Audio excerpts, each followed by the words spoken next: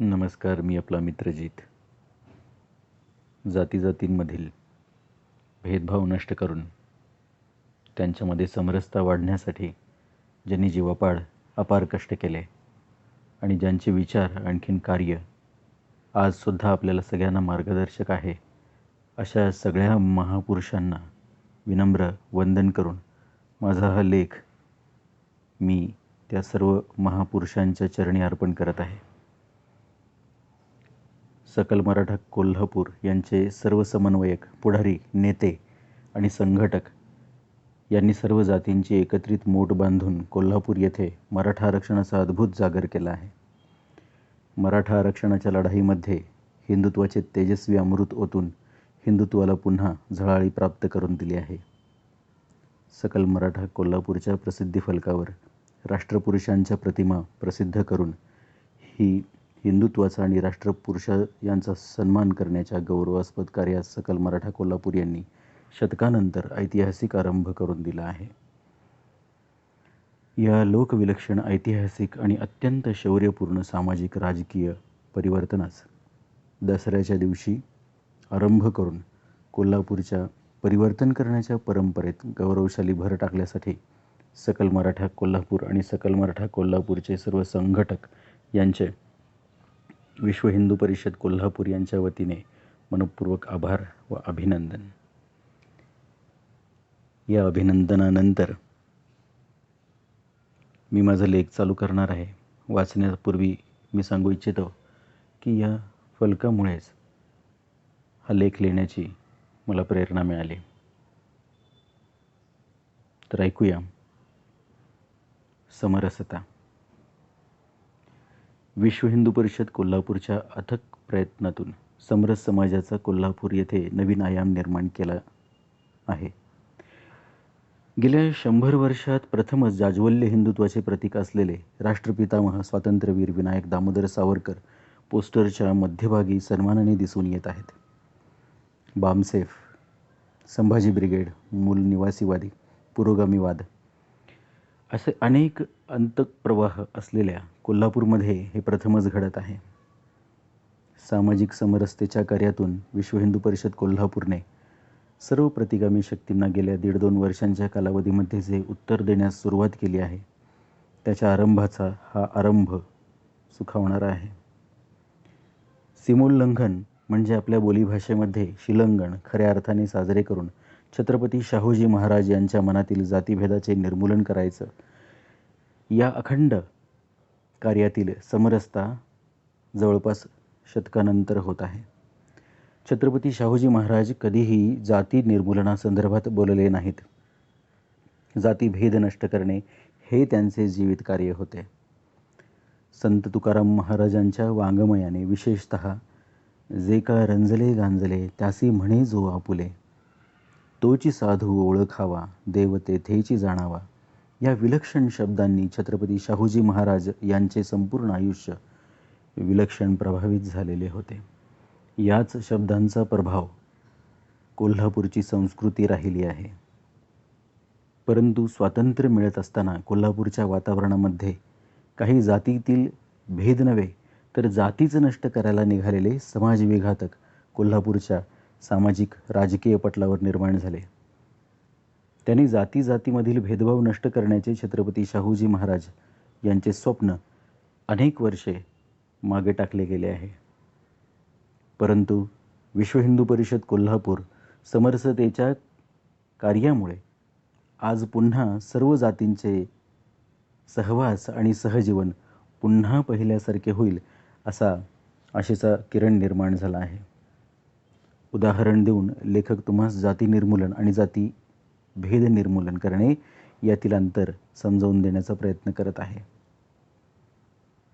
पती-पत्नीमध्ये मतभेद निर्माण झाल्यास दोघांनाही टकमक टोकावर नेऊन तेथून त्यांना खाली ढकलून द्यावे.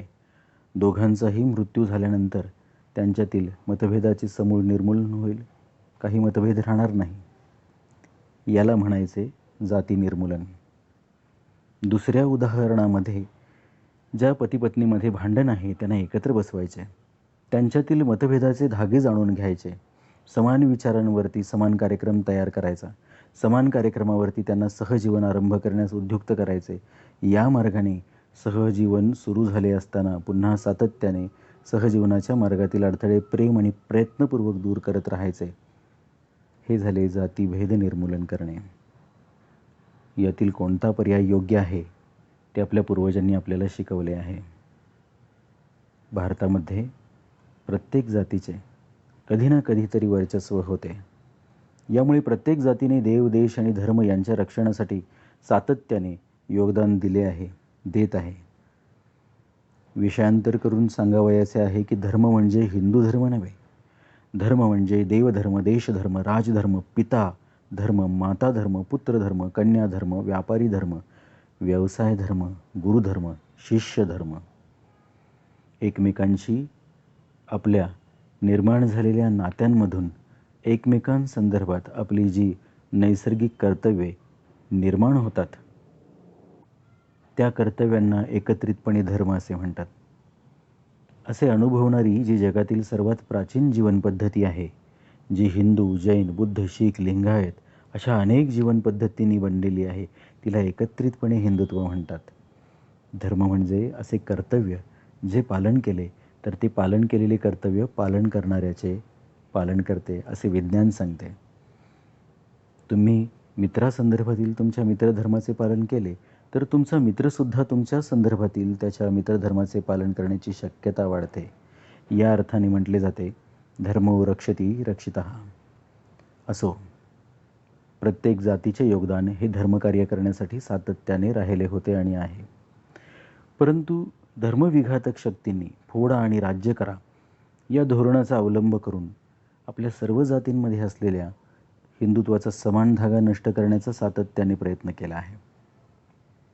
धर्मासाठी जाती पूर्वीपासून सहजीवनामध्ये अत्यंत समाधानाने एकमेकांच्या संगतीने राहत होत्या व नांदत आहेत. ही हिंदुत्वाची शक्ती विभाजित करण्यासाठी त्यातील जातीजातींमधील असलेले वैविध्य, असमानता असे लेखून तसा कर्मक प्रचार करून सर्व जाती एकमेकांपासून वेगवेगळ्या असल्याचा भास समाज विघातक प्रवृत्तींनी केला आहे. किमान पाठ्यपुस्तकांच्या पातळीवरती तरी हा भास यशस्वी झाल्याचे दिसून येते. यांच्या या कारस्थानांना समाजाने मात्र तितकीशी साथ दिलेली नाही. समाज आजही समरस आहे, परंतु संघटित नाही. अपराधी संघटित असतात, पुण्यवान असतात, ते आपली साधना व्यक्तिगत स्वरूपात करत असतात. आज कोल्हापुरात सर्व पुण्यवान पुन्हा संघटित होऊन जातीजातीमधील भेद नष्ट करण्याचे समरसतेचे कार्य करताना दिसत आहेत. लेखकाला विचाराल तर मी मराठा असल्याचा अभिमान आहे. मराठा स्पिरिट हा शब्द कानावर पडला तरी आजही रक्ताला उकळी फुटते काही क्षणात. पण हे अर्धसत्य आहे. हिंदू असल्याशिवाय माझ्या मराठा असण्याला काहीही अर्थ नाही. मी हिंदू मराठा आहे. हिंदू मराठा ज्याने अखंड भगव्या ध्वजाचे स्मरण, चिंतन आणि रक्षण केले आहे. ज्याने अखंड हिंदुस्थान भगव्या ध्वजाखाली एकत्र केला होता. ज्याने तंजावरपासून पेशावरपर्यंत साम्राज्य निर्माण केले होते. ज्याच्या मनगटात भगिनींचे रक्षण करण्याचे सामर्थ्य आहे.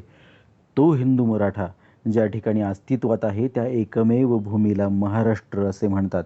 एखाद्या भूमीला महाराष्ट्र म्हणण्याचा हा सन्मान जगातील कोणत्याही भूमीला प्राप्त नाही. मराठा, मरणास न हटणारा मरहट्टा. हिंदू देवांच्या, हिंदू राष्ट्राच्या, सर्व कर्तव्य धर्मांच्या, हिंदुत्वाच्या, भगव्या ध्वजाच्या आणि स्वामींच्या सेवेसी सदैव तत्पर. शिलंगणाच्या सर्वांना मनपूर्वक शुभेच्छा. हर हर महादेव.